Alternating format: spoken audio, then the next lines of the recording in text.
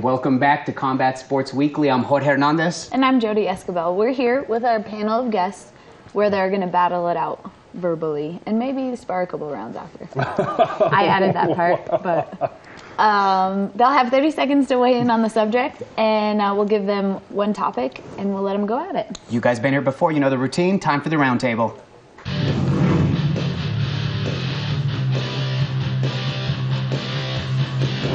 Our first guest, our first panelist, if you will, Van Tate, longtime member of the Combat Sports, the sports community in general. Yeah. KRQE, how you doing? I'm good, man. I'm good. Running around like usual, but I'm good. Yeah, well, we're happy you were able to make some time here.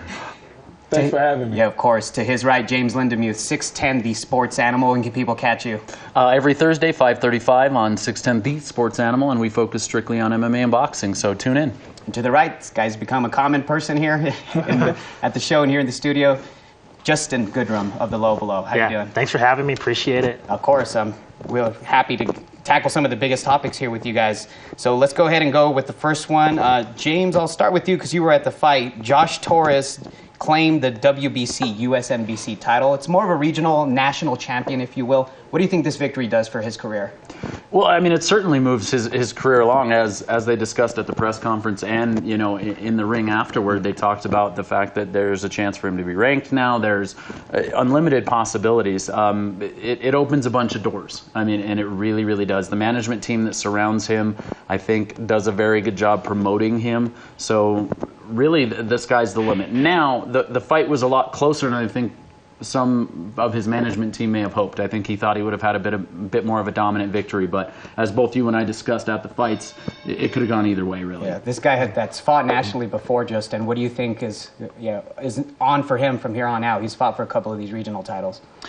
I think there's a bright future ahead. I just want to mention with Josh Torres, to see him train with Hector Munoz at Johnny Tapia's gym, to see him get the title it's great, I think, to see him come full circle. And I think since the fight was close, I think there's some money in a local rematch here, so I'm looking forward to seeing that. Yeah, so as far as the rematch, I think that would be something, that people would entertain. There were 1,700 people there. Were you surprised that he was able to draw that kind of crowd? Not really, because he's Johnny Tapia, kind of from that camp, and I think, too, he's fought here a lot, so he has kind of local fan base to fall back on. You've seen this guy probably since his amateurs. Yeah, and I think what this fight does for him is to probably take away some of his critics who may have thought he was kind of soft, and he's the barber cut above the rest, I guess. But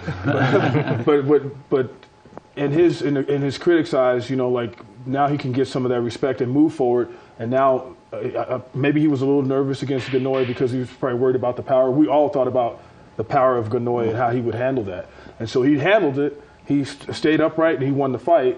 So now let's see what he does with this. This is a good opportunity for him. Jody, you're professional boxing. You've probably seen this guy since he was a youngster. Mm-hmm, absolutely. I'm just proud. I'm glad. I'm always rooting for him, and I think it was a good fight.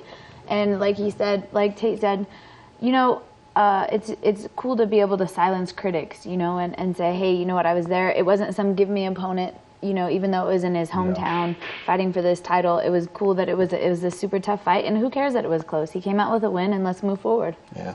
Justin, a fight that everyone's expecting, we're moving on to the next topic, to be one of the fights of the year. Lucas Matthysse versus Ruslan Provodnikov. What do you think of this matchup, and who are you picking as the winner? It's going to be a war. It's a great fight. I'm glad it's on HBO and not on the Premier Boxing Championship Series. It's been kind of a rough going for the commentary with Marv Albert, so I'm glad Jim Lampley's calling this fight. In terms of the actual matchup, I think it's going to be a war. I got Matthysse winning it. I think Provodnikov's really tough. He won't go down with that like a fight. I know it's cliche, but I think Matthysse is just too well of a skilled fighter to lose. Now, do you think this will be fight of the year after, or do you think it'll end early? I think it'll end early because Provodnikov's taken a lot of punishment over his career, so I think Matthysse, I see him taking him out round 8. James, we all expect this to be a crazy fight. What do you think? Well, and even Provodnikov even mentioned, he said, I can't guarantee that this will be fight of the year, and he said this in a direct quote, but that's kind of what they're looking for. And you mentioned cliches. I hate the term pound for pound fighters, but you got two guys that are pound for pound some of the hardest hitters that we have in the boxing game right now. And so again, somebody's hitting the canvas like he was saying. I don't even know that it goes 8, and I've got Matthysse as well. Yeah, it's a 12-round fight.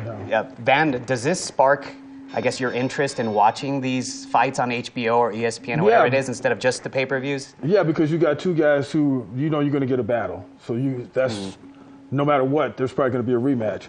And so yes, it does really. You know, it does spark my interest because it's been a long time since you've had like Hearns and Hagler or Ali and Frazier. You know, like two guys that you can get 3 or 4 fights out of.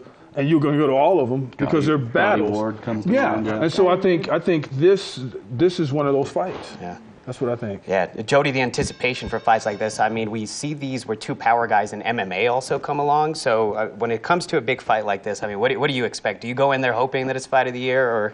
You do. You hope for it, you know, and I think that's cool. That's what's awesome. Like the matchups, you anticipate that fight. Man, the fights are next weekend. I'm excited, and that's cool to see that spark again. Like we've been talking about, and I've been preaching is boxing is here, man. And now we have these great matchups that everybody's pumped about. Like this, that's awesome. I just wish they would put fights like this on undercards, like the major pay-per-view ones. I mean, that would be phenomenal to see. We move on to the next topic. Speaking of pay-per-views, the most major one of all time, Floyd Mayweather versus Manny Pacquiao. Tickets were supposed to go on sale. BoxingInsider.com says that tickets have not gone on sale, so it's kind of mysterious. So 1,500. So you're saying no tickets will go on sale? No, as a matter of fact, they issued a release saying that be careful if somebody's offering you to buy tickets because the fat cats have already taken all this stuff. Yeah. So the promoters have taken it. Do you think that's fair? I mean, it's a money game, but for the casual fan or the fan that wants to go, I mean, could you imagine the Super Bowl not letting people go in to go check it out?